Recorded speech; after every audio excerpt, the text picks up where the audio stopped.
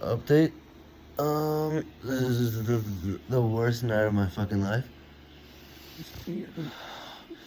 I'm in so much pain that I'm literally shivering in pain. Um, Can you first give us your name and how you spell it, and then can you introduce yourself? Max Toporek, and Maxtoporek. And then can you introduce yourself? I am 20 years old. I go to Chapman University. I'm from Dana Point, California, and I'm here today to talk about my 2 hip surgeries and the recovery. I played baseball since I was 4 years old, and it's been part of my identity. Before surgery, it's baseball is who I was. It was everything that when people would ask me who I am, I'd say I'm a baseball player. All of a sudden, I started having back spasms, and I had COVID. So I thought that it was just because of COVID, and I was doing a lot of physical activity there, and we thought that it would go away. So then I go to a doctor, and it was a pretty good doctor. He's in the NFL, and he checks my back quickly, and he says, okay, it's definitely from COVID. And then hearing from a top of the line doctor that is long COVID, and he had no real answers for what that was pretty scary. And my identity as the baseball player was freaking out and in panic mode, and we ended up going to 16 different doctors. And I did get recruited to University of San Francisco. So once that happened, my family and I were like, okay, we're gonna shut it down and we're gonna try to figure this out. My dad, my mom, and the athletic trainer were like, maybe it's your hips.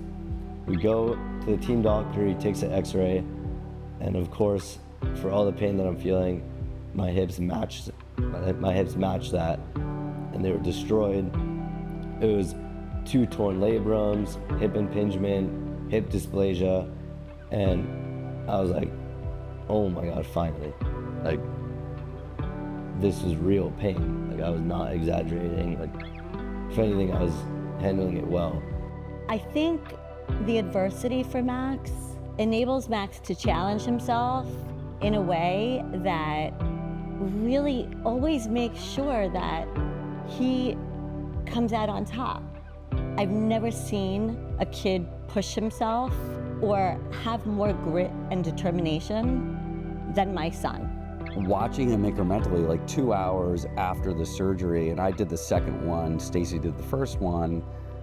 He didn't get to ride the bike the first day after the surgery the first time, and he felt disappointed. You know, he was like, I really want to do that. And, you know, he put his mind to it and said, I don't care what condition I'm in, I'm getting on that bike same day of surgery. And they wheeled the bike in.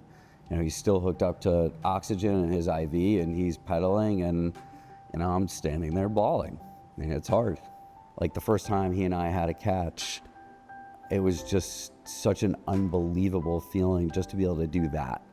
Appreciating and having gratitude for the simplest things that you couldn't do before.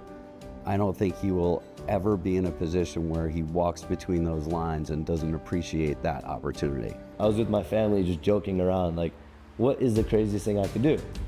And my little brother was like, what about Alcatraz? Like, why don't you escape Alcatraz? I was like, what? Like, how would I do that?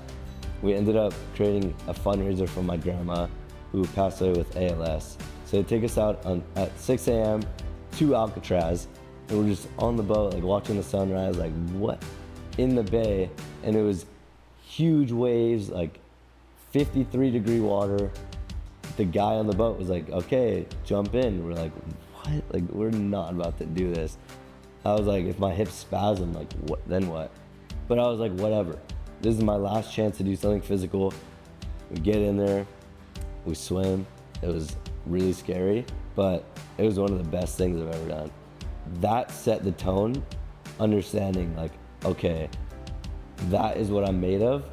That is testing my limits, and I will get there soon.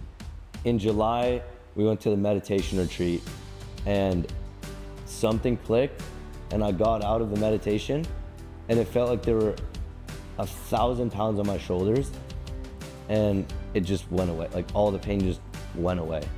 Mentally and physically, he is in such a great place. Release the energy, grab the energy, grab the energy, release the energy, release the energy. He's happy. I haven't seen him happy in a long time, and it fills my heart. He is one of the most inspirational people I've ever met in my life, and I learn from him every day. I think the thing I admire most from him is his thirst for living life to the fullest. Through what he's been through, you know, I think his goal and objective is to use that to help as many people as he can, where to have that as, you know, something that you're going to pursue that has real meaning, that's going to impact people, to find that at a young age is incredible.